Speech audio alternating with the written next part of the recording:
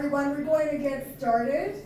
If I can ask you to please turn off your cell phones to avoid any interruptions in the program. If you do not want your photo taken, please let the Surrey Board of Trade staff know. We do use photos for both internal and external publications.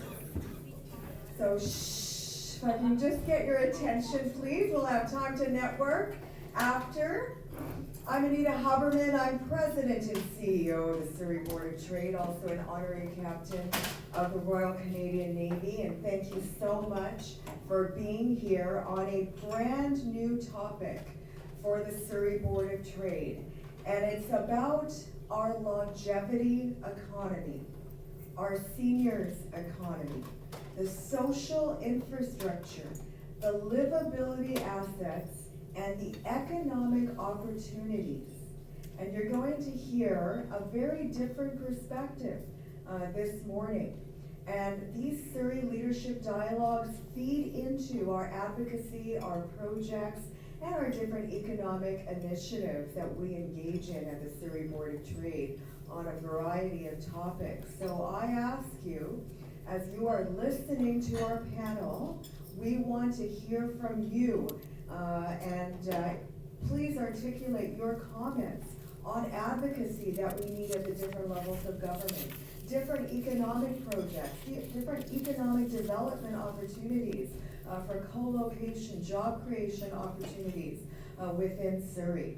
So we want to hear from you, and certainly the context will be set very articulately by our panel.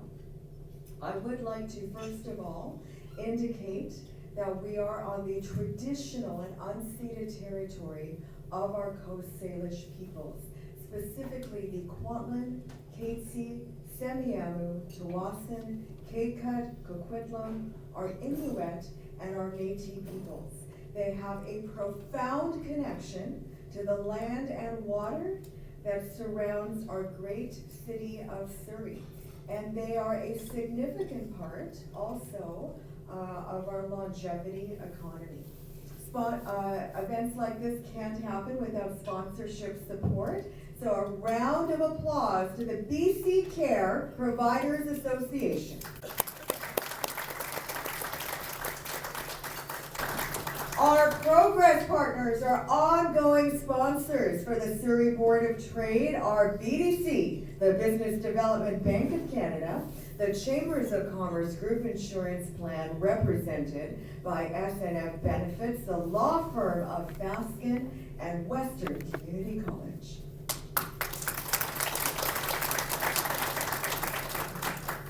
I'd also like to recognize, as I always do, our dear friend, the Honorary Consul of Sri Lanka, Jim Bennett. He's in the house. So everyone, the Surrey Board of Trade, we are an independent, not-for-profit organization. Our whole mandate is to support business, bring business into the city. We're one of the top 10 largest chambers, boards of trades in Canada. There are 430 of us that are driving economic development in each of our areas. And I just wanted to set the context a little bit about the longevity economy and the economic development that we're going to engage in, also with the City of Surrey, as they renew their economic and jobs plan, and hopefully it will be released next year. Everyone, researchers project that the number of Canadian adults age 65 and older are going to vary between 9.9 and 10.9 million by 2036 in Canada, and between 12 to 15 million by 2061. Of course, we won't be here in 2061, but our population will absolutely be in a very different demographic stage at that time. A longevity economy will see a shift in the mix of economic industries, with both health and education expanding further, new financial products. Such an economy has the potential to contribute to growth in GDP through employment and human capital. So I just want you to turn your attention to the screen. Industry possibilities in the longevity economy are actually quite significant. And so they are in medicine, artificial intelligence, telemedicine, insurance technology, mental health organizations. Remember, our livability assets, our social infrastructure that we also need to implement as part of Surrey's economic development strategy. Wellness and fitness. We all, can live until 100 if we have a balanced approach to our life and still ensure economic productivity for all of us. Age tech, advanced cosmetics, farm tech, neurotech, and there are amazing neurotechnologies already happening in Surrey's Health and Technology District. That's where our second location is going to be unveiled next year, and you'll hear more about that. Clinical data management, deep diagnostics, fintech, regenerative medicine, and deep dentistry. So I just wanted to share, and the link for this PowerPoint will be sent to you post-event. It'll be in our social policy workforce portal on our website at businessinsurrey.com. It's a 55-page document, but I'm just going to highlight a couple of things that's going to set the context for our dialogue.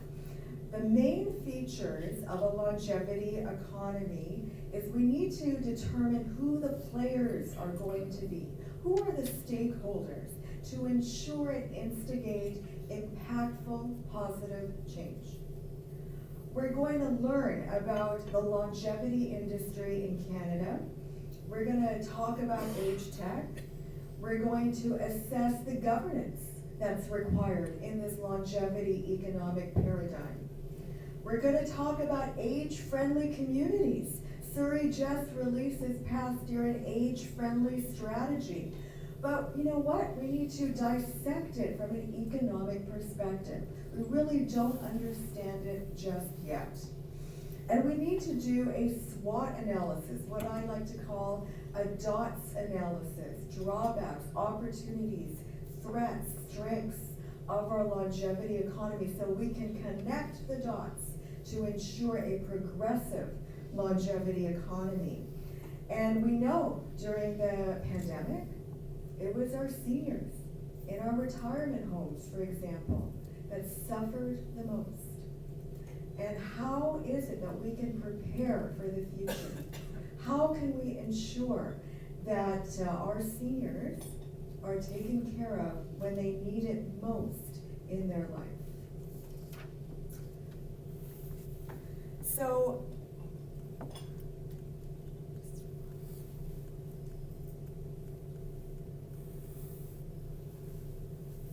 for some reason it's doing skips on me. So Canadian life expectancy perspectives, you'll see on the screen. I mentioned the actual general population expectations, but this is a breakdown by age. The growth rate is determined by the rate of natural increase in net migration. So all of these stats are retrieved by Statistics Canada, and the net migration has played a major role in driving population growth for Canada. But there's been a slowdown also in Canadian population, which is why we're also relying significantly, and as you know, the federal government has a significant immigration strategy. Surrey is the highest feeder city of newcomers and refugees to feed into our labor pools to ensure economic productivity. But our newcomers are also aging as well. The Canada longevity industry structure, that's a little bit more structured than what I've articulated, but it gives a snapshot of what is possible in Surrey. Remember, and I had a meeting with the mayor yesterday actually, and we said to her that the whole vision needs to be that Surrey is a tech destination. all the work that we are doing with the Cascadia Economic Corridor, with Washington State, Oregon, California, trying to build this high-speed rail infrastructure, we need to ensure and prepare that we are that tech destination that is supporting our longevity economy. And it is already happening in Surrey's Health and Tech District. And with the additional 5 towers that are being built, it is going to be amazing on what is possible to build this infrastructure.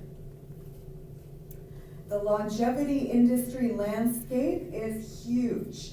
And when you get the PowerPoint, you'll see in the circle all of the companies that could come to Surrey, that could co-locate.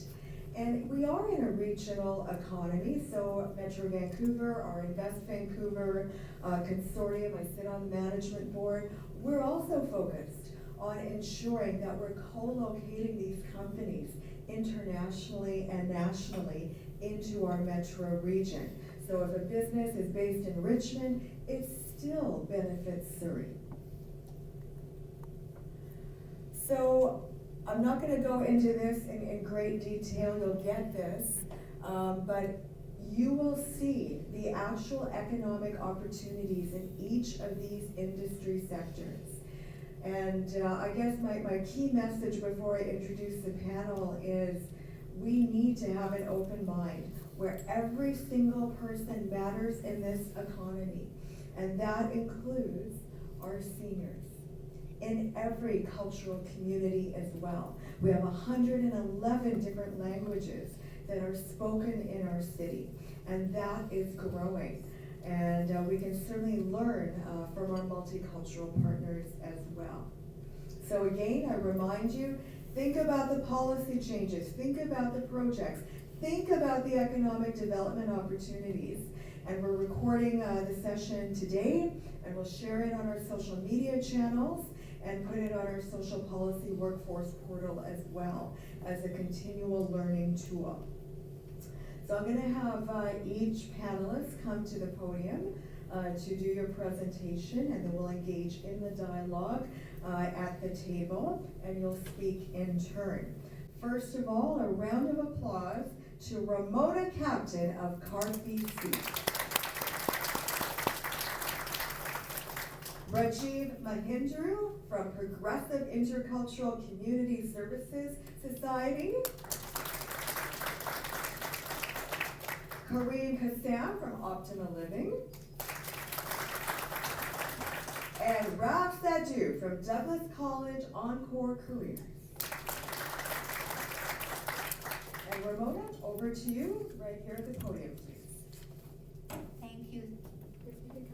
Oh, that's okay. Stay seated. Yes, thank you very much, Anita. I am going to stay seated. It's just more comfortable for me. Thank you. So I'll start by saying that many Canadians are reconsidering what retirement looks like for them in the aftermath of the pandemic and Canada's affordability crisis. More seniors are choosing to delay their retirement or to head back to work to make ends meet. Statistics Canada findings are that timing of retirement is driven by financial and health considerations. Among those who reported being completely retired, over 1/3 of men and more than 1/4 of women cited financial reasons as the main factor in determining the timing of their retirement. People in this group reported that the most important factor was either that they were financially ready, they had qualified for a pension, or had deferred the start of old age security pension in exchange for a larger amount. More than half of the people planning to retire would continue working part-time. So we'll start with the PowerPoint presentation.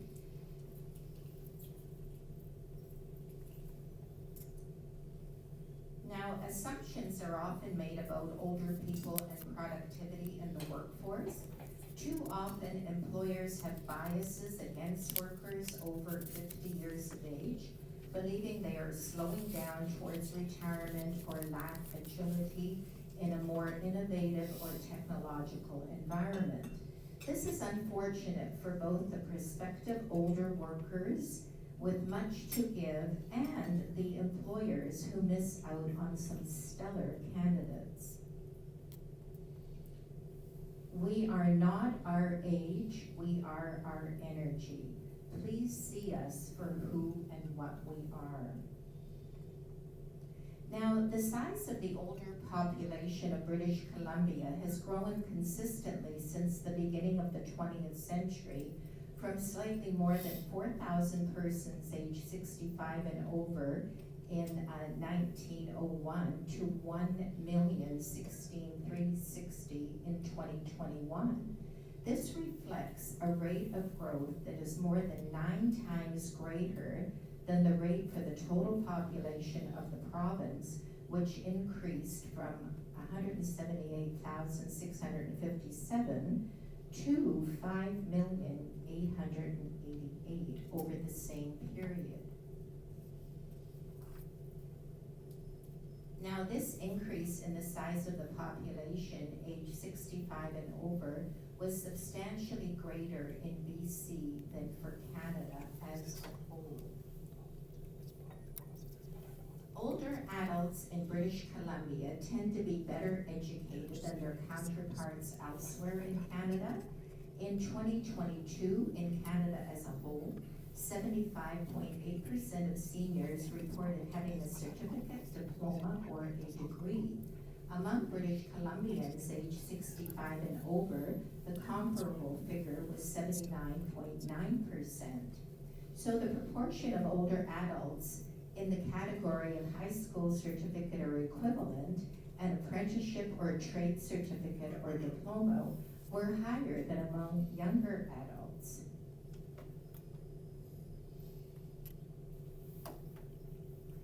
Now, labor force participation trends, this is something that we can look at now. Up until 2001, there was a steady decline in the percentages of men aged 55 to 64 and 65 plus participating in the labor force.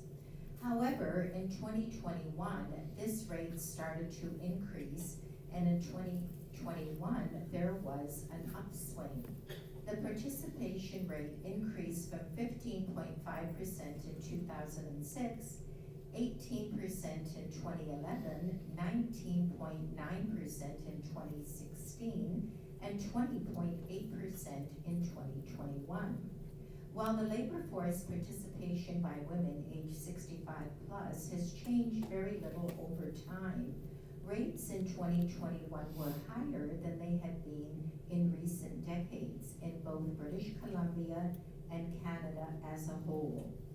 Older adults are delaying retirement for many reasons, and many are doing so because they must.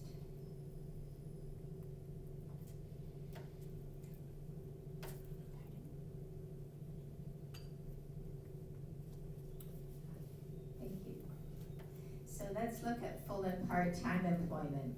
In 2021, BC older adults 65 and over were more likely to have part-time jobs than Canadian seniors in general. Women were also more likely to work part-time than men. In BC, although the total number of men who worked was greater than for women, over half of the female labor force aged 65 plus was employed on a part-time basis compared with 36.7% of males. Now, the reason? Probably because more women than men are unpaid caregivers.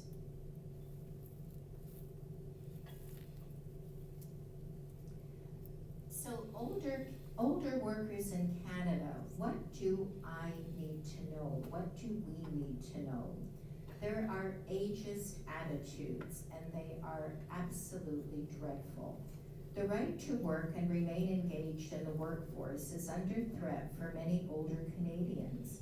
Some of the barriers to continued engagement are structural, others are part of workplace dynamics, but they are largely based on negative attitudes and ageist presumptions about older workers. For many older Canadians, the traditional rules of retirement are no longer relevant. Financial needs are paramount for many, and most important, a secure retirement when the time comes is needed.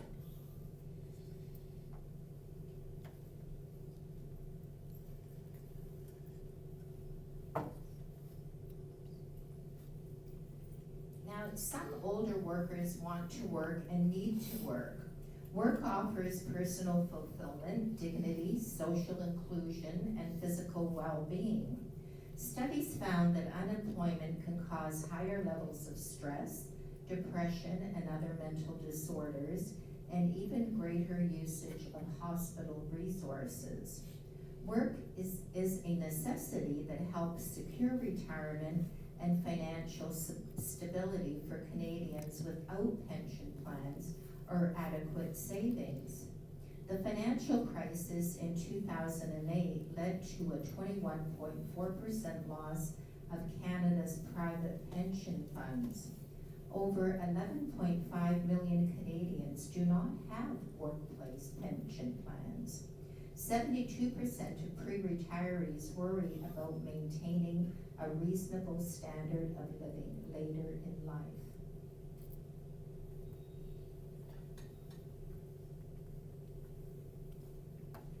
Now, there are barriers to workforce engagement. As of 2013, mandatory retirement in federally regulated industries is no longer permissible.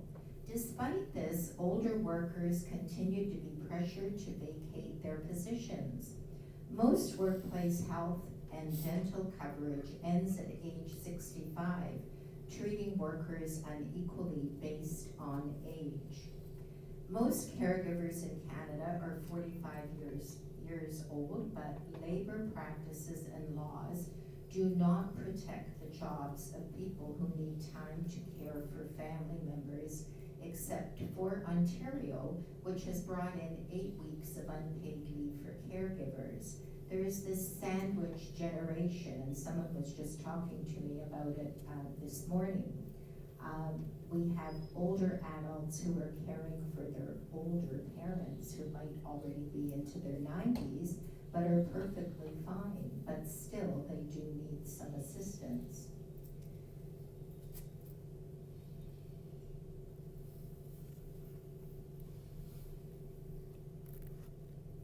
Additional barriers are dislocation and reduced wages. So sometimes in order to get a job, relocating is necessary, but it can displace a person from family and community connections, and a new job may mean lower earnings. There's also a lack of flexible options. A large proportion of older workers are part-time, temporary, or self-employed, despite their experience and institutional knowledge. Even these work arrangements may be difficult to find and tend to pay lower wages if they are found.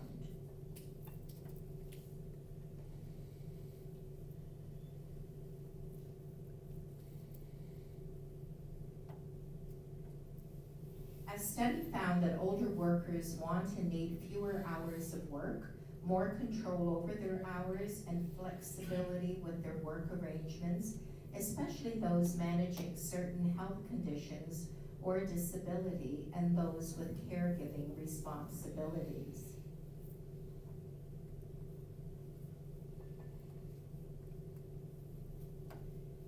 More barriers and lack of opportunities that match skills. With gradual loss of traditional manufacturing jobs and new technologies and industries, workers need to adapt quickly to meet labor market demands. Having unmatched skills and training is a particular challenge for those living in regions that once had a dominant employer or industry. Social media and other new online resources in today's labor market may not only be unfamiliar to older workers, but may also not capture the extent of experience and knowledge possessed by older workers.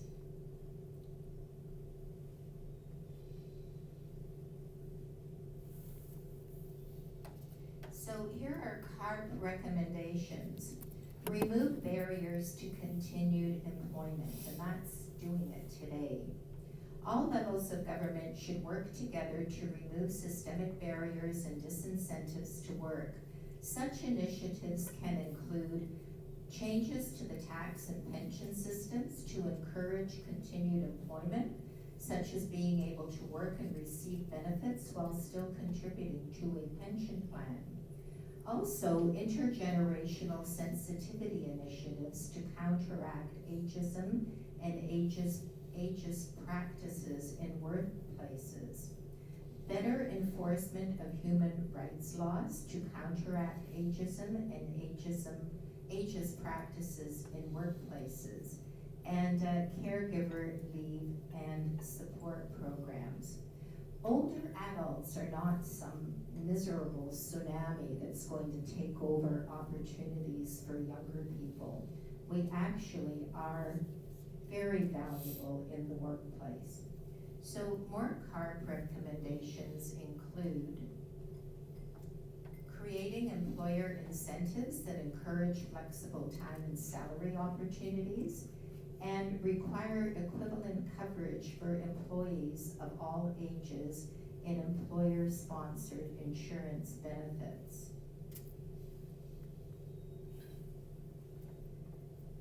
Now, also to help unemployed older Canadians during a prolonged job search, more support is needed to help people transition, and this can be done by promoting and funding continuous learning and training throughout the individual's working lives, further minimizing work disincentives associated with government income supplement clawback provisions, continuing to promote phased retirement through facilitated changes in the tax and pension plan, and amending employment insurance rules to give older workers more time to find better matched new job opportunities.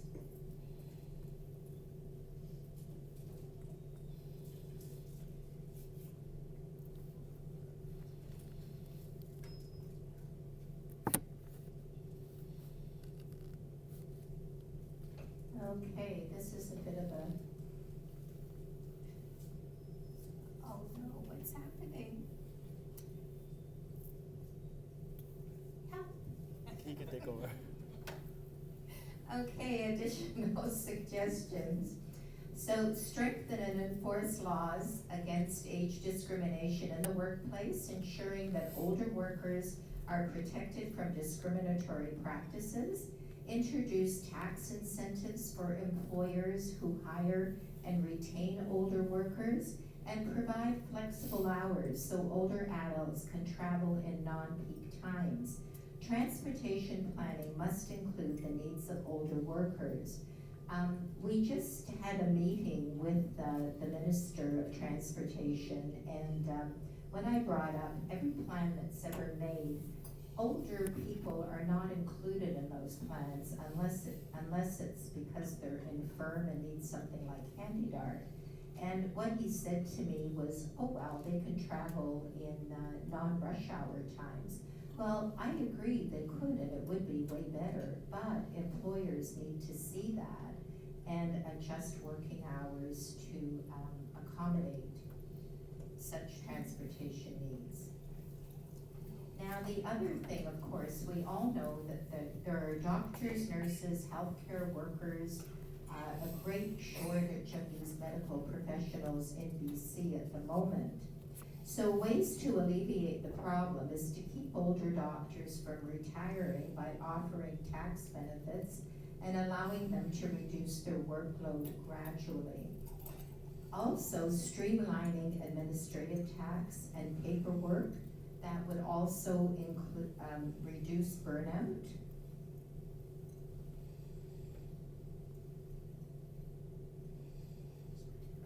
Doctors and nurses planning retirement could also be able to mentor professionals from out of province and country.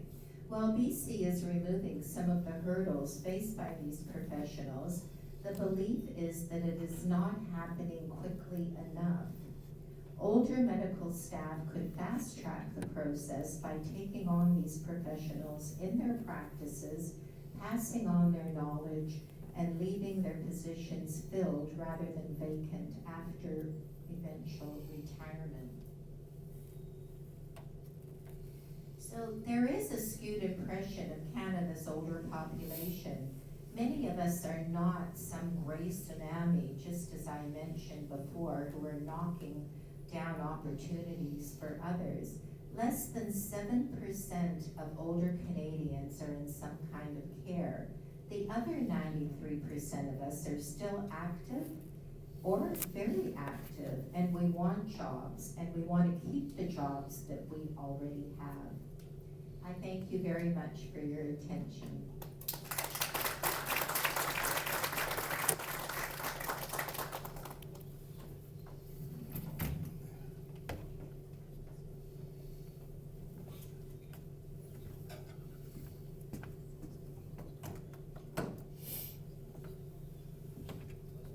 Good morning, lovely people. Thank you to Surrey Board of Trade for this wonderful event, and thank you to my organization and my colleague, Mr. Hunter is here. We work together for the support. My name is Rajiv Mohendru. By profession, I'm a social worker, but I wear many hats and I do all kinds of things.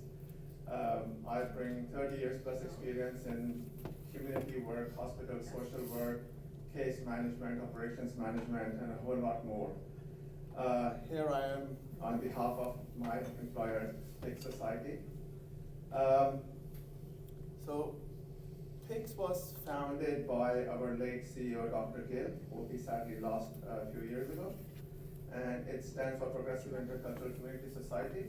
It currently has about 250 employees and multiple programs from seniors to youth to disabled to housing and a whole lot more. And I work at the seniors housing, so I'm going to talk about that and a different perspective of how we are different than most of the other facilities. So at the seniors housing, we offer 3 main programs, and like you said earlier about supporting the family caregivers, and all our programs play a huge part in supporting the adult caregivers of seniors, who many of them are in their sort of 40s, 50s, and even 60s nowadays. So we have 3 programs. One is called independent housing, one is called assisted living, and the third one is called the adult day program. So independent housing started in the year 2000, and then in 2006 came assisted living, and a year later came the adult day program for seniors. So what's independent housing? Independent housing is we have the subsidized apartments where people live independently, and the support is given from Fraser Health, Meals on Wheels, Day Program, and other community organizations. So that, in a very small way, we are supporting the issue of housing amongst seniors, which, as we all know, is a huge problem at the moment. And we have 77 units, and we are always getting about 10 to 20 phone calls a day for more housing, but it's like, the balance between what we have. The vacancies come not very often. So that's what we are able to do to support the seniors with regard to housing, and also support their caregivers. So we have 77 units. We provide accommodation to about 100 seniors, and we have people from over 90 nationalities living in our independent housing. And it's a partnership with BC Housing, and people pay 30% of their income as the rent. And we get support from other sources, like I said earlier, Fraser Health, Home Support, Better at Home, and other organizations. Now this is, I really enjoyed this particular one. This is called the Adult Day Program. So a lot of seniors, their children, adult children, have to look after them or provide support. They can manage the basics, but what about the social stimulation? Who does the social stimulation? Because most of people are still working, and the seniors are sitting at home by themselves.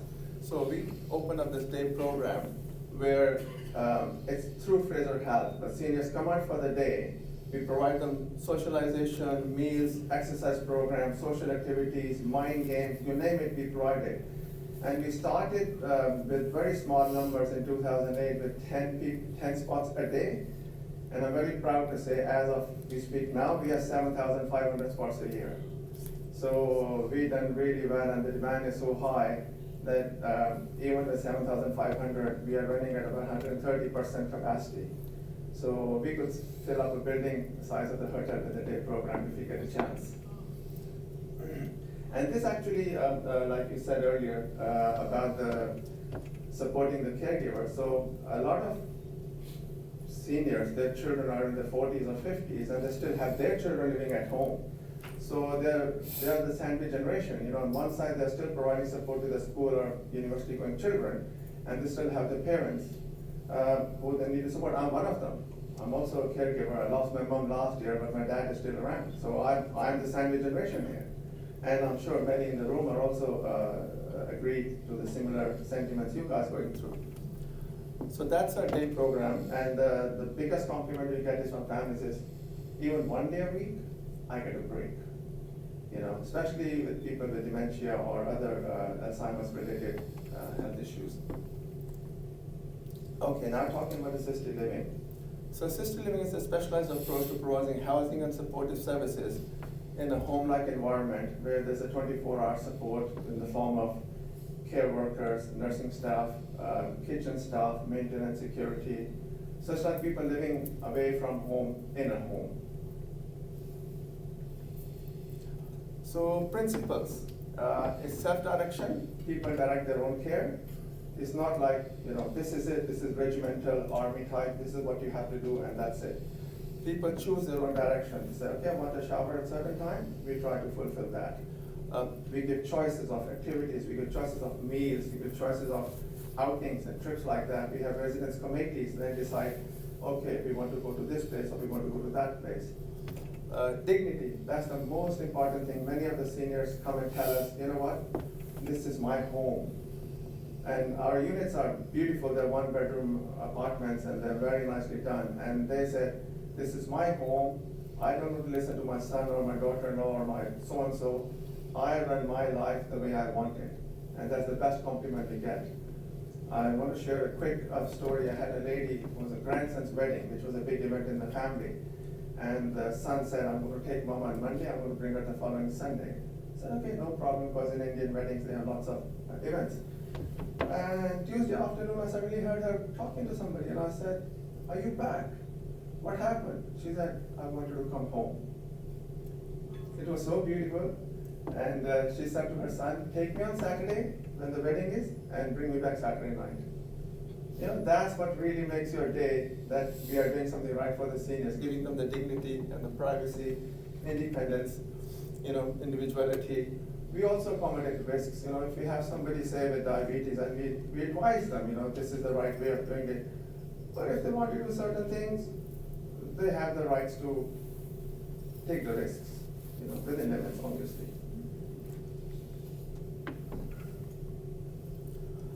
So like I mentioned, we provide a whole range of services. We do housing, hospitalities, activities, medication management, 3 meals a day. We are one of the only probably assisted living that offer 3 meals a day in Fraser Health. No, most of the ones offer 2 meals, but we decided to do 3 meals. The reason for that was that breakfast encourages people to get up in the morning and come down. So that was the reason. It cost us a little extra, but that was our decision, and it's worked very, very well. Safety, recreation, we do a lot of emotional support as well, not just to the seniors, but their adult children. A lot of them, because of my social work background, a lot of them come and say, I can't handle my mom, or I can't do my dad, I still have my son, daughter with me. So a lot of that informal counseling happens with the family as well, which I'm very proud to say it's worked very well for many families. So who's our population? Now, we are unique in a way that predominantly our client group is people from the South Asian population. There are 36 or so assisted livings in Fraser Health. But there are a lot of people from the community, the South Indian community background. They want the familiarity of what they've been used to all their lives. So we are open to everybody, we are not exclusive, but predominantly we cater to the population. So if you look at out of approximately 150,000 people from there are 5,000 or so seniors who are living in the community who don't have much happening in their life. So we play a big part in providing them the support, the necessary support, and also supporting the caregivers.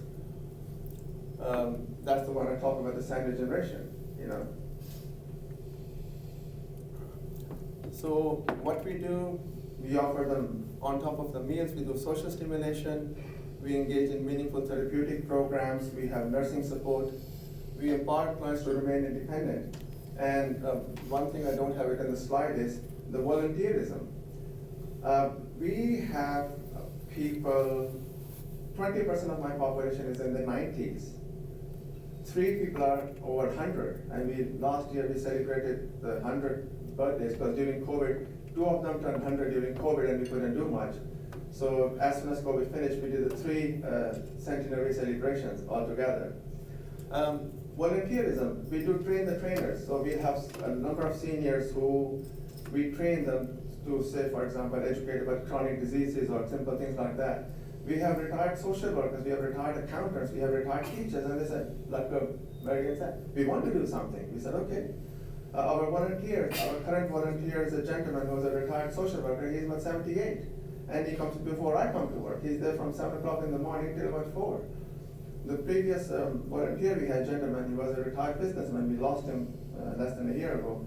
He worked for 25 years with us, and he was putting more hours than we do.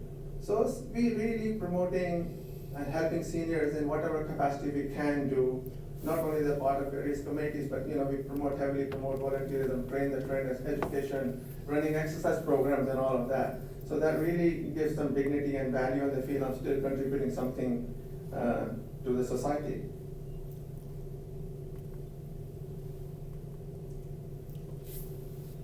So something unique I'm going to talk about is the cultural aspect of it. Like I said, most of the assisted livings will offer what we are offering, but what we do unique is the cultural aspect of it, considering the population in Surrey. So the population demographics I talked about is about 150,000 people from Indian population, subcontinent, and about 5,000 plus seniors. So we are able to meet the cultural needs. A lot of us understand. We have people from different backgrounds within Indian, Sri Lankan, Pakistanis. We have people from East Africa. We have people from Fiji. We have people from Mauritius of Indian origin. So there's a whole diverse range. I had a gentleman who only spoke French and Creole, but he liked the roti and the dal because he was Indian. So it was very interesting. So it's the cultural thing is really important. Social requirements, again, we do exercises in a way that we improvise what they used to do when they were younger back home, wherever they come from. Dietary preferences, we do all kinds of diets. Medical health issues, the chronic diseases are quite common within the South Asian population, so we put a lot of emphasis on education, and we call professional speakers from outside to talk about it and explain in simple terms. There's one project, Fraser Health Day, jointly, the temples and all that, you say them, okay, don't eat this sweet, it's got so much sugar, they don't listen. So they did a graphic poster, they did one picture of this Indian sweet and put 7 spoons of sugar in front, and they posted on the table where the sweets were, so they went, oh, okay, I'm only going to take 1 and not 2. So that really works very well, So you got to go with the population and understand how they learn.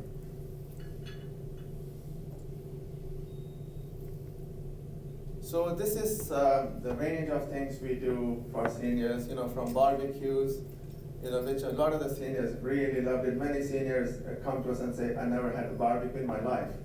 It's the first time. Something we could just do on a summer weekend without even thinking. So when we do barbecue, they're very, very popular. Everybody's down, enjoying, having fun, and it's a great experience. So from barbecues to cultural events, we celebrate all the major events. It's the Diwali, Baisakhi, Christmas, Eid. That's the 4 prominent events. And then throughout the year, if any religious or social or cultural group wants to come and do a presentation, we welcome that. Anybody from the medical background wants to come and talk about it, we welcome that. So they are very popular, our cultural events. We just did our Diwali party last week, almost 150 people were there, and we do like events and music and dance. It's like a wedding kind of, we look forward to that. So we do a lot of outings and trips as well. We do picnics, and as you can see, so the picture on the right, they're all my seniors, and they're all, they have a group, and a week or 2 weeks before an event, they start preparing for the songs, and I think this was a Christmas or a Diwali party. They're doing the presentation with some staff in the background. So it's a self-driven. Earlier days, we used to have to organize the events, and now we don't have to worry about it. The seniors say we'll take care of it, don't worry about it. The only thing is that too many events and we have less time, so we have to choose who does what. So like I said, from Christmas to Diwali, we do the whole range of events at our seniors facility. Exercise programs, we call dietitians, nutritionists from outside, and we educate people. And we also use that opportunity to train the trainers. So once the seniors learn, and then they want to become trainers, and they go out and train and educate others. Now this is really good. We do a lot of partnership with the various schools in Surrey, and a lot of schools call us and say, our younger people don't have much exposure to seniors because people are living in nucleus families now. So they will come and do presentations, dances, like this was one of the school kids. They'll do dances and all that. Then they'll do interaction with seniors. They'll bring their art and craft from home, from the school, and sit with seniors, and then they've never experienced seniors. And the seniors get so happy seeing young kids and their grandchildren, because the grandchildren may be busy or live out of town or out of country or something. So this is a very, very popular project we run, and I'm very excited that this becomes successful, and we get more demand. Sometimes we just cannot cope from so many schools want to do this kind of partnership with us. On the right is a religious group that came from India. They do the religious hymns and all that, and we said, you're more than welcome, and seniors loved it. That's again the schools and universities participating during Diwali and Christmas celebrations. We work with various local schools in Quantlin College and Langara College as well.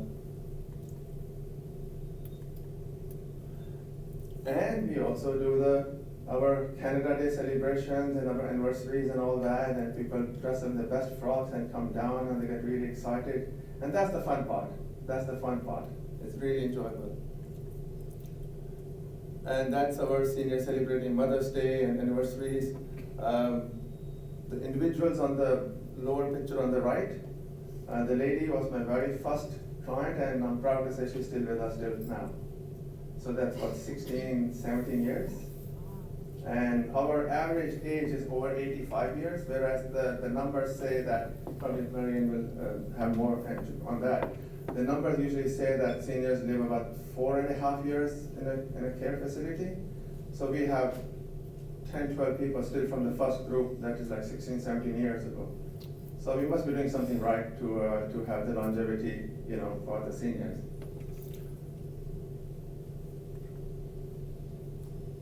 I just want to add one more. We got a lot of appreciation from the adult children who said, I didn't know what I would do if my mom or dad or grandpa couldn't come to your place or couldn't have that cultural support or the education or the day program activities. Because sitting at home all day long, you're going to get depressed, especially in the winters. So a lot of caregivers, I really appreciate what we're doing, because this is new to the community. This is first time anything like that has opened in the whole of North America, I would say, a funded program. So in the beginning, there were some challenges people didn't understand, but now the need is such that it's become very popular, it's in high demand, it gives not only a meaningful life to the seniors, but also gives the much needed break to their adult caregiver children. And that's what we do, and I'm proud to say we continue to do that. And also I want to add that we are going to be opening the next level of care, that's called the nursing home. We've been approved. It's going to be in Cloverdale in the next couple of years. We're just waiting for some final confirmations, but the funding and all has been approved. So that's going to be called picks Diversity Village. That's going to be a nursing home for 125 beds for the people from the community, and that's also going to create a lot of employment. We're looking at about 250 jobs at least, and then also there's going to be a lot of jobs involved in building the whole thing, you know, from construction to food to electrics to all that. So that's our contribution to the Surrey sort of economy by creating permanent and temporary employment. And that's me. If you have any questions at the end of the thing, I'll be more than happy to come and talk. You want to visit us, come for a good lunch, more than welcome. And thank you for listening.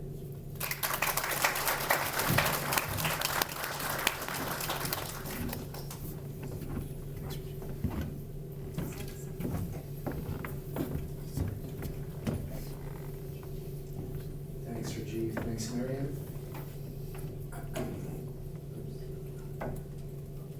Back one. Perfect. Thank you. Thanks, everybody.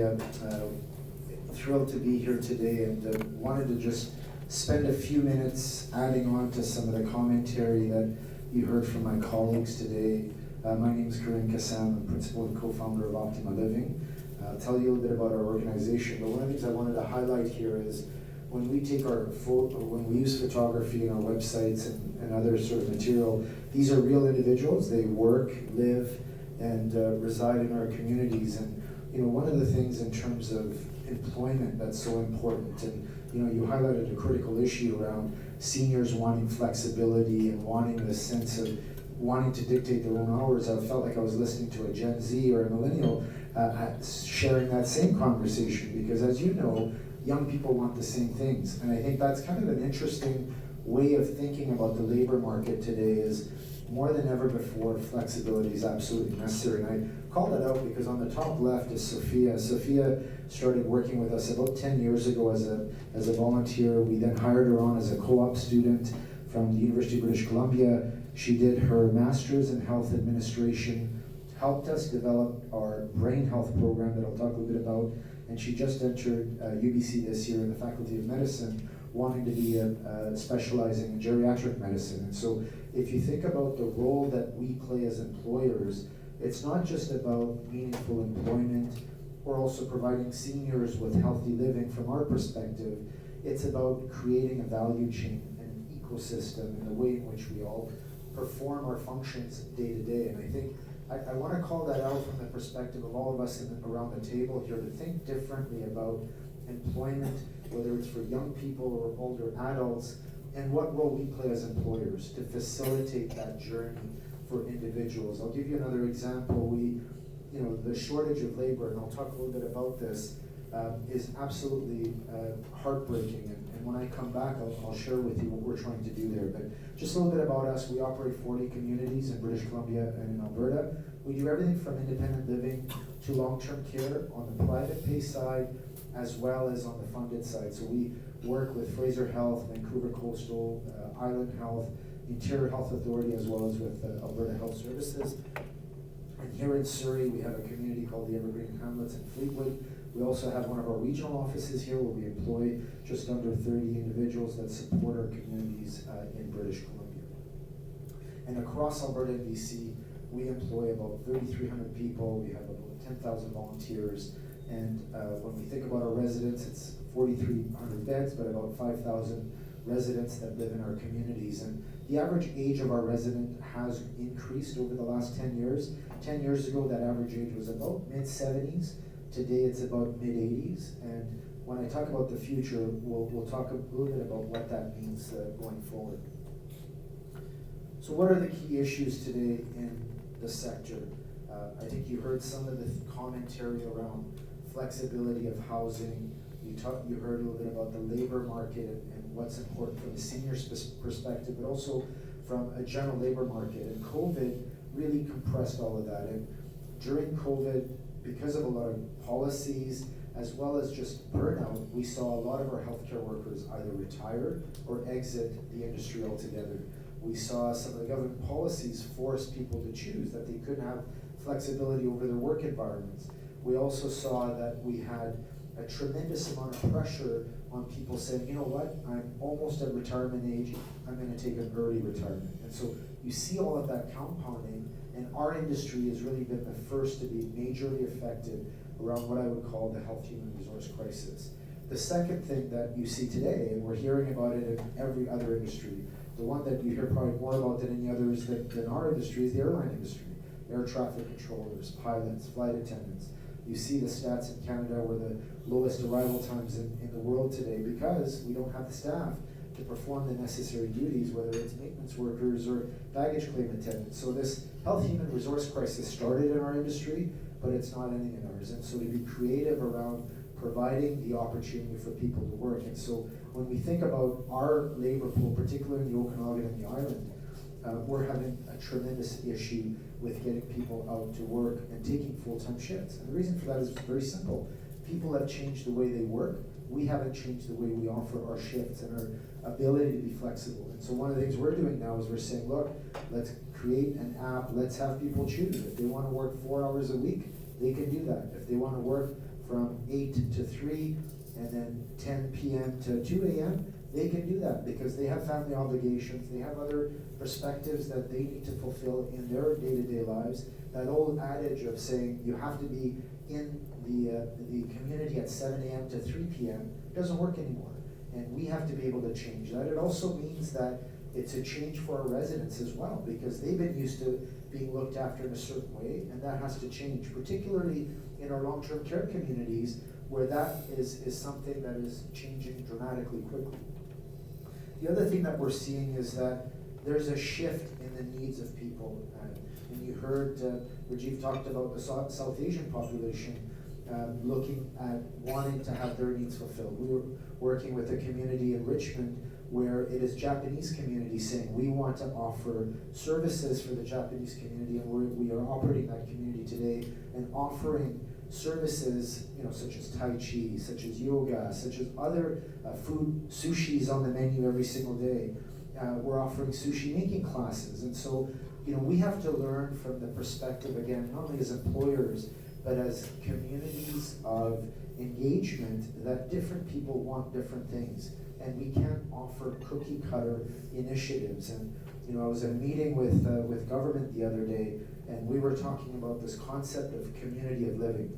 A lot of us think of communities of care, where we say, oh, we have independent living, assisted living, and long-term care, and that's been traditional for the last 25 years, if not more. We're looking at now saying, what about community of living, where you have condos for young families, where you have mid-range adults, 55 plus, that want to live in apartments, where you have long-term care, where you have assisted living, all of that in a 4 or 5 acre parcel where you can create initiatives, retail, all the things that you would need, essentially creating a village in that community. And you know what government's saying? Government's saying that we don't know how to think that way because we have the Ministry of Housing that just provides housing. We have Ministry of Health that just provides care. And then we have Ministry of Economic Development that looks at, job creation. And that, there's nothing wrong with that. That's how we've grown to be living for the last 100 years when we think about our structures. And so it's not just ourselves needing to rethink how we do it. Government needs to rethink the way that they need to be structured in order to meet the growing demands. Because I'll tell you what, the senior of today is going to be very different from the senior of tomorrow. The other thing we think a lot about deeply in our communities is technology. And 10 years ago, technology meant that if you're in a bathroom and you had a fall, you pull on a cord to call the emergency. Today, we have bands that you wear on your wrist. So anywhere you're walking around, and if you happen to trip, not just fall, but trip, it triggers the app on my phone to be able to see through geotagging where is that person right now, so that we can either do a two-way communication on that band, so we can say, are you okay? And they can say, no, I'm fine, I just had a quick trip, I'm fine. Or we can send somebody upstairs right away or wherever they might be to be able to check in on them and make sure that they're okay. We're investing hundreds of thousands of dollars per community to do this, not because the government is funding us, but we think that that's the right thing to do on a go-forward basis in order to be able to meet the demand of the future senior. The other thing that COVID changed for us was technology in terms of Wi-Fi and iPads. If you think of people 55 plus, everybody was struggling in terms of looking at that technology. today, you walk into any community, somebody that's 92 years old is FaceTiming with their friends across the world. They're talking to their grandchildren in their same community. They're learning different things.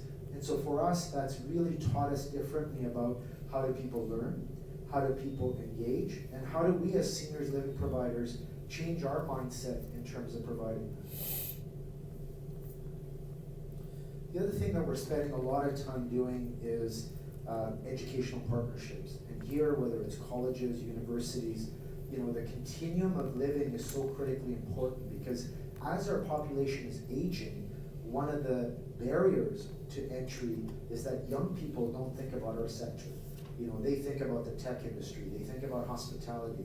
What they don't know is we have amazing hospitality opportunities. You heard Rajiv talked about the South Asian food requirement. I gave you an example of the Japanese food requirement. Then there's all of the other things that you can do. Imagine a 25-year-old person who is now a grandson or a granddaughter in these communities being a Red Seal chef, offering amazing food experiences. What an amazing life experience. What an amazing fulfillment for that person, rather than working in a restaurant as a line cook with 12 other people in that line, pumping out food without ever knowing who their customer is. So we're trying to reinvent how we tackle the job market and engage with colleges, such as Douglas, UBC, Kwantlen, whoever it happens to be. And right now, 10% of our labor force over the last 5 years has grown to be through co-op and other internship opportunities. We've set a target internally to say we want that number to be 20%. And not just in healthcare aid workers and nursing, but other roles, accountants, human resources, marketing. Those are all roles that you can think about that any organization would need. Our sector needs it, and we want people to come and work for us.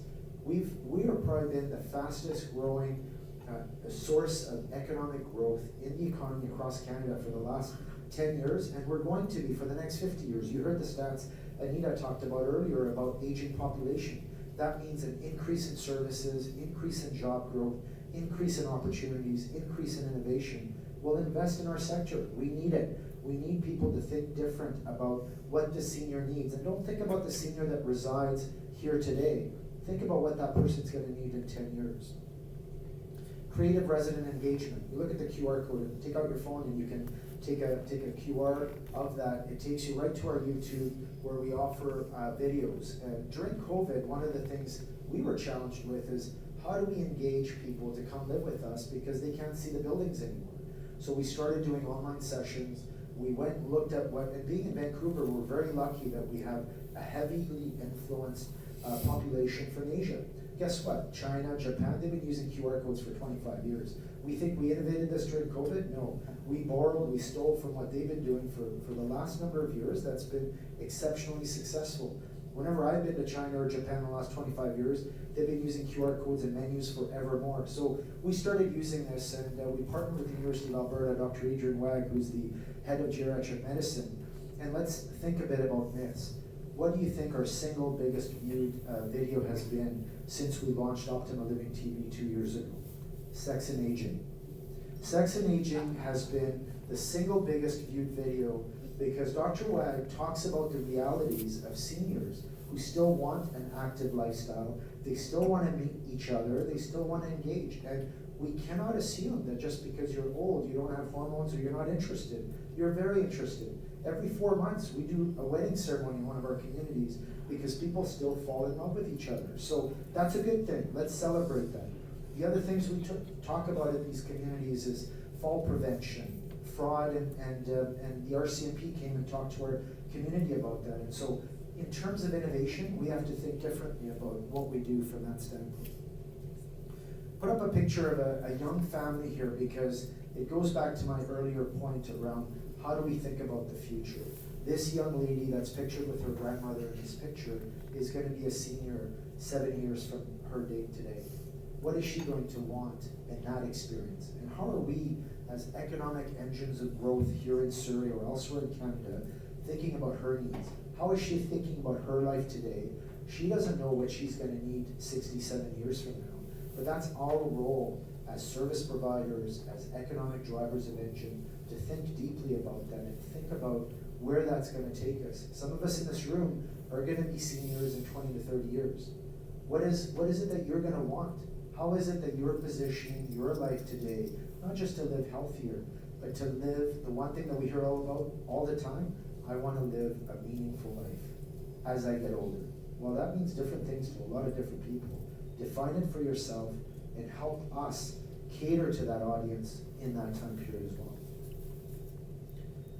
And then, what can you do today? Connect with communities. You know, Rajiv said, come visit us. Well, every seniors community wants that desperately. In some of our communities that we've built, we've put pubs in there. Why? Because we want seniors or young adults or in their 60s and 70s to come and wings and beer. Because we want them to know that the seniors residence of today is not what they think it is. It is thriving communities where boards of trades hold their meetings, where they engage with the communities. It's where MLAs and MPs come and get their votes for the next election. It's where young kids come and be read to and read to seniors. It's where Dr. Wag talks about, you know, sex and aging and how to engage with one another when you're in the community. And so it's all of that plus more. It's TELUS coming in, talking about the latest, cyber fraud issues and how they need to be aware of what they need to be doing. So take the time to do that. Learn about what seniors today want and need. You heard a couple of perspectives. There are so many more. And educate yourself. All generations require love and attention, and it's up to all of us to help everyone find meaningful lives as we move forward. And so from that perspective, I just want to close with sort of saying, look, as we think about the seniors housing industry, we can't build enough housing. We talk about the general market housing today and how we're short. Well, the seniors population is growing at the clip of 25 to 30% per year. Even if we could build enough housing, that's about 15 to 20,000 homes that is being built per year to keep up with that demand. And I'm talking about residences, which is to fulfill the need of close to 1 million people per year. We're not building anywhere near that to fulfill general market conditions, let alone seniors. So if we think we have a housing crisis for a population that lives day to day, imagine the crisis that we're under that no one's even talking about for our seniors that are not of tomorrow, but we're talking this year and next year. And guess what? Interest rates have tripled, cost of housing has doubled. Operators like us are put all of our projects on hold because we can't afford to go into the construction into any of these projects because we can't break even on them today. So not only do we have a crisis of housing, we have a crisis of capital that's not even invested in this. So some more food for thought. Thank you.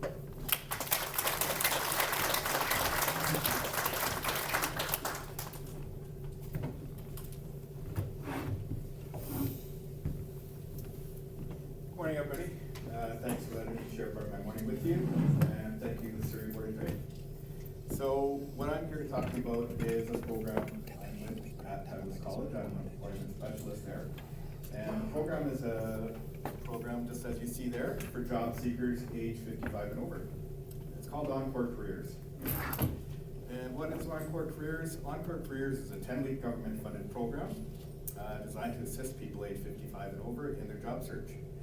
So as it says there, this program can be a lifeline for those who have unexpectedly lost their jobs, those re-entering the workforce due to necessity, or folks eager to rejoin work and explore new career paths as part of their later stage journey.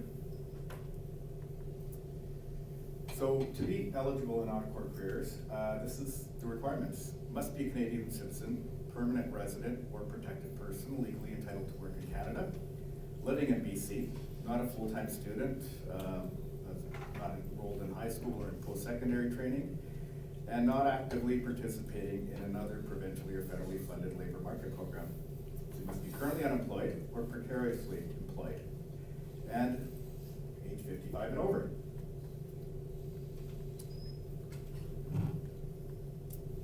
So the program is 10 weeks, and what takes place is 6 weeks of in-class training, workshops, and presentations. Some of the training covers resumes, cover letters, and interview preparation, and preparing employees for today's workplace. There's also an assistance with an exploration of developing and launching a consulting practice, traditional job placement, home-based jobs, and gig jobs. We've already covered a lot of the reasons that people are going to be re-entering their workforce in their later years, so these are some of the supports that we're offering in this program. There's also access to industry-specific training and certifications, linked to further education, improving digital literacy skills, and job search strategies in today's technological environment. With that 6 weeks there's 4 weeks of individual customized support with an employment specialist such as myself, but we don't come in 4 weeks later. We're there from day one, so they're getting that support right away throughout those 10 weeks. And as we always say to them, we don't want to see you here for 10 weeks. We want to see you out there working sooner than that. So a few benefits of this program. For the employer that has hired one of our participants, it adds a vastly experienced member to the team with wide-ranging expertise. You're gaining a reliable, mature, and a worker with strong work ethic, someone that's adaptable and flexible in today's workplace, and up-to-date awareness with current technology. And with an experienced worker, you're also getting that mentorship and knowledge transfer to younger employees. There's also potential for a wage subsidy to assist in costs of onboarding and training for those of you that are going to be hiring somebody from our program. And for our participants, the boost in self-confidence is amazing, as well as self-awareness. When they come in, they're deflated, they think that they no longer have anything to offer to today's workplace, but as they see the transferable skills and the value and experience that they're going to be bringing into your companies, it makes them really, really feel that they're going to be contributing more than they could ever imagine. Then there's the opportunity for them to network with like-minded people that are in a similar stage of life. So there's a lot of the social activity and the social aspect of this group is amazing. Every time we see the transformation from when they walk in to when they're going to be leaving. The realization of how their years of experience and skills are transferable. They gain tools for effective job search strategies and successful interviews. And that there's a clear understanding of the expectations in today's workplace. Here's a little testimonial from one of our participants. It was a lot longer, so I had to trim it down a bit, but if you want to take a few seconds and read it yourself. This person hadn't had a job in 13 years, a lot of barriers, but realized that there was a lot of skills that she was able to uncover to get her, as she called it, a dream job. So we're having a lot of these testimonials and a lot of these great messages shared with us through people that have come through our program, and we're hoping to keep going. So for more information, if you want to take out your phone, take a screenshot, I'll be here after, and I'm happy to talk to you and share some more information as well. Thank you.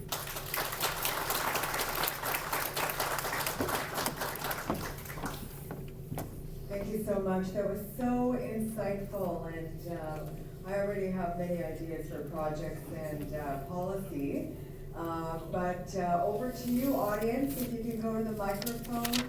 Any comments or questions? Direct your comment or question to a specific panelist, and we want to hear from you. We have about 10 minutes, but I'm just going to ask each of you if you could respond. What is one government policy ask that you would say, and to which level of government, that would really instigate change for longevity economy in general? Ramona.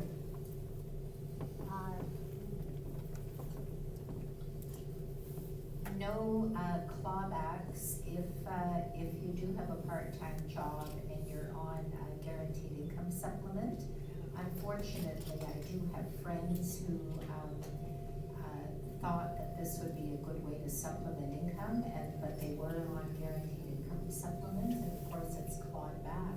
The same with if you're working past age 70 and you're earning a really nice salary, you don't get any special benefit from the government, and all of this really has to be looked at. The other big thing is RIF withdrawals. My goodness, I'm having to do RIF withdrawals now, and so many older adults are afraid they're going to outlive their savings. Sure, you can reinvest, but it just doesn't work the same way. So those would be the big things that the government needs to look at, in my view. Thank you. It's on. Okay. Yeah, thank you. Great question. I think it's, from my perspective, it's really about enhancing the quality of life for the seniors. Whether they're living in the community, they're living in a assisted living, independent living. Because, you know, the pensions, if you look at the pensions haven't really gone up compared to the inflation in the outside. So even if they're in assisted living, though we, see that was one of the reasons we offered them the breakfast, because otherwise they have to pay for their own breakfast. But still, if you look at once they pay for the costs and whatever medication and all that, they're really not left with a lot of money. So looking at the pensions and enhancing the pensions across the board for seniors would be my sort of a priority for the relevant government. And there is a pension reform happening now by the federal government Yeah. as well. Well, I hope it happens sooner than later. Yes, yes. We know how government works, right? Thank you. How much time do I have to answer? So look, I think a couple of things. One is it's interesting to think about government policy. If you look at the GST rebates on construction, seniors housing was not considered as part of that. So we now have had to go back to government to say, will you include seniors housing, long-term care as part of the GST rebate for construction in the industry, which to me is mind-boggling given the issue. The second thing I would say is follow the money. I think 50 years ago it was okay that government decided that we will subsidize this and do this, but seniors today are smart enough to make their own decisions. So give them the opportunity to make the decision. Do I want to spend that money on a publicly funded, privately funded? Do I want home care? They should decide. They need to have the agency for deciding where and how they invest their money in their retired lives, rather than being forced to make decisions to say you must go to a public funded community where they may not have what they need unless there's these specific one-offs that are being built. So they should have the opportunity to choose. From my perspective, it's continuing to support programs such as Encore, but also providing digital skills upgrading and whatnot, because that's where the big gap usually is, and that's where the confidence needs to be boosted in the senior workers. To the audience, go ahead.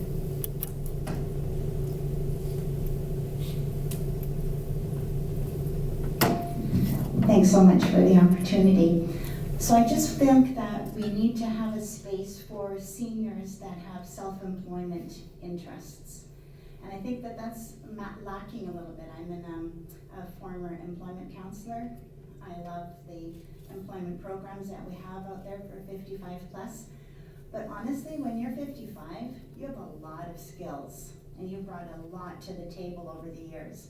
So if we can start to encourage seniors, instead of thinking about ride share and the few opportunities that are out there, allow them to start to explore or support them in exploring their self-employment opportunities, because we've got skills and the marketplace needs us. Thank you. You're talking about entrepreneurial pathways. Okay, all right, any comments to that? Our program actually does have a component of that. We've had several participants start their own businesses coming through Encore Careers. Deb, please.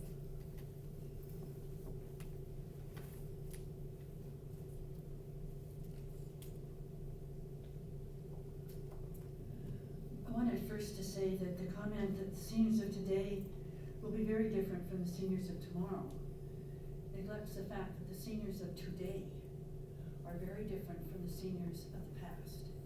And I find a great much of the thinking and all the rest of it has to do with seniors who existed 20, 30, etc. years ago and aren't reflective of the kinds of needs we have today or the desires. One of the concerns I had in terms of listening to what you had to say was, what is the kind of competition between the private services for seniors, because I believe that that's pretty much reflected today, and staffing of the government-run organizations, residences and everything else. I've been doing some exploring with regards to that, and I have some serious concerns about what it is that is being funded for seniors out of the public purse. So you're asking three different questions. I appreciate that. So one is seniors of today versus senior of tomorrow. My comment on that wasn't to suggest that we ignore the senior of today. That's obviously what we're in the business of doing. But we're spending increasingly some of our, call it 10% of our mind space, thinking about how will our buildings look 10, 15, 20 years from now. So it was more a futuristic commentary about the fact that most people who are in the business of providing that care today, catering for the needs of today, aren't spending any time at all thinking what will happen as the seniors of tomorrow start to come into our communities.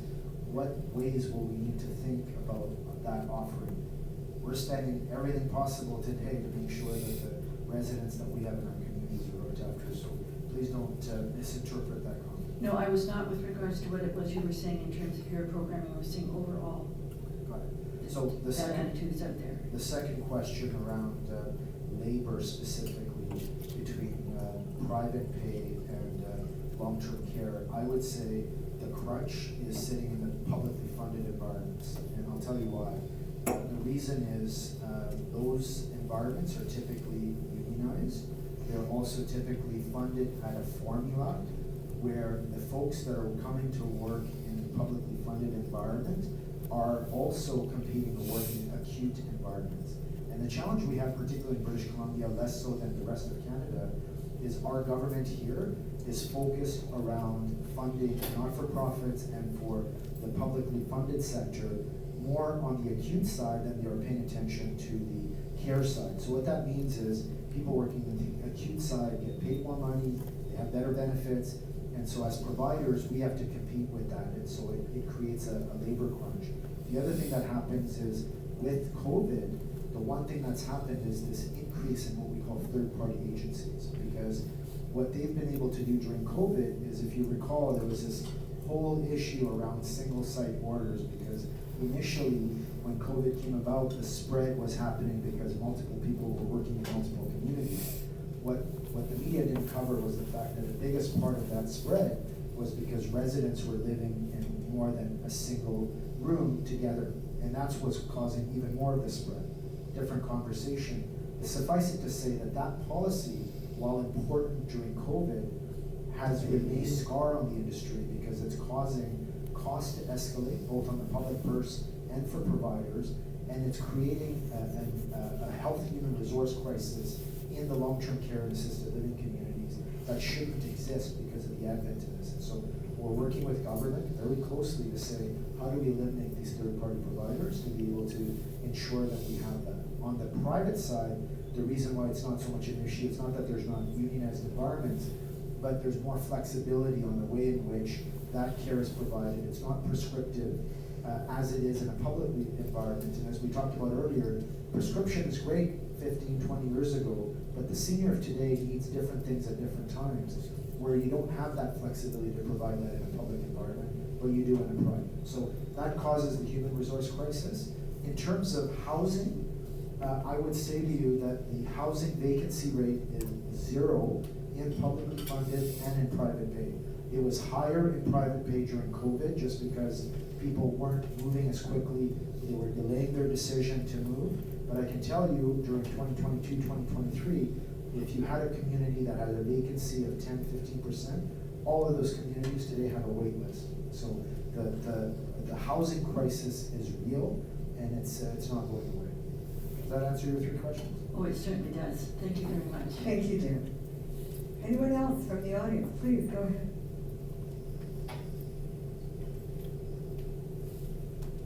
Hi, this isn't necessarily for the panelists, but I'd really like to see the governments, both provincial and federal, do a little bit more on benefits, because as I say, seniors don't have a lot of money for things like dental, the expenses that are gonna come their way in the future, so I'd love to see the benefits options change.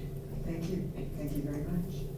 Anyone else from the audience? Can I just comment? Please, So please. we, on that note, we negotiated with our benefits provider to increase the limit from 65 to 70, and we're trying to get it to 75 for people that come work with us. Thank you. Anyone else? Please, go ahead. Hi, thanks for the presentations. My name's Aiden. I'm with Pacific Community Resources Society in the employment sector. The question I have today comes more from a personal vantage point. The first presentation mentioned the gender differences in employment and a lot of females having to take part-time employment because of the care responsibilities. So my grandma, who's 95, used to be very involved in her care, her support the last few years as her dementia has worsened. She needs a lot more hands-on support with a lot of different activities of daily living.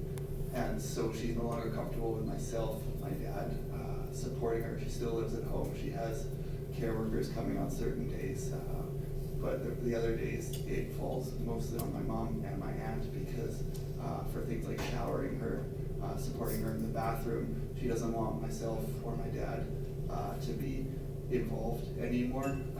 So I'm wondering, this is for any of the panelists, are there solutions around those gender differences that can enable females to have more flexibility, be able to participate further in the labor market through the freeing up of time of their care responsibilities?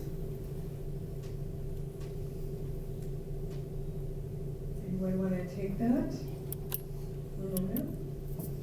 Yeah, that's an excellent question, and of course, if you qualify, you can get home care, and a lot of older adults want to stay at home.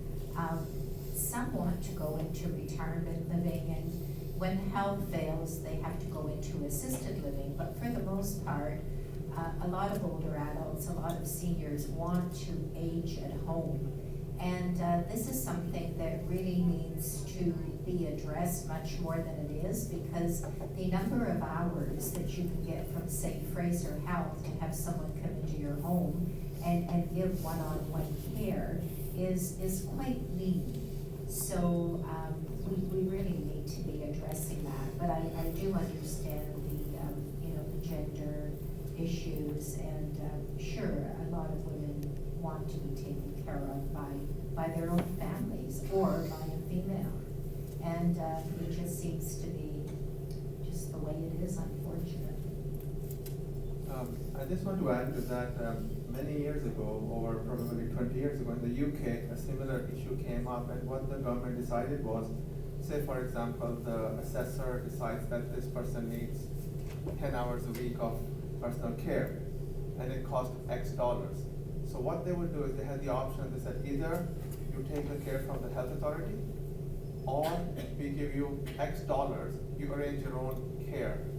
And that care provider could be their family member, mother, sister, daughter, whosoever, and there's no tax implications. So like you said in your case, your mom and your aunt have to provide care. So they could be employed and receive a small amount of funding to provide the care. So they feel valued as well. And it's the same amount of money. It's not going to cost any more than what the health authority would be paying anyway. And I think that system worked great, absolutely brilliant. I was part of the system and it was very successful. I can answer that a bit more as well. CARP is advocating that there's tax credits for caregivers. It should be a returnable tax credit, and that way it would really benefit those having to care for their older family members. So everyone, we're going to leave it there, but the conversation and the action around creating a longevity economy is going to continue in Surrey. A round of applause for our panelists. Again, thank you to our sponsor, BC Care Providers Association. And before the year ends, we still have many events coming up at the Surrey Board of Trade. Check them all out at businessinsurrey.com. We have our Art and Business Awards next Tuesday. We're focused on public safety on Wednesday next week. We have a press conference Thursday morning. And then in December, our Minister of Indigenous Reconciliation is in Surrey on December 1st. Our biggest Christmas party for the business community is right here at the Sheraton on December 5th. And on December 8th, we have TransLink CEO Kevin Quinn speaking, because transportation is only an issue in Surrey. But everyone, make it a great business day. Thank you.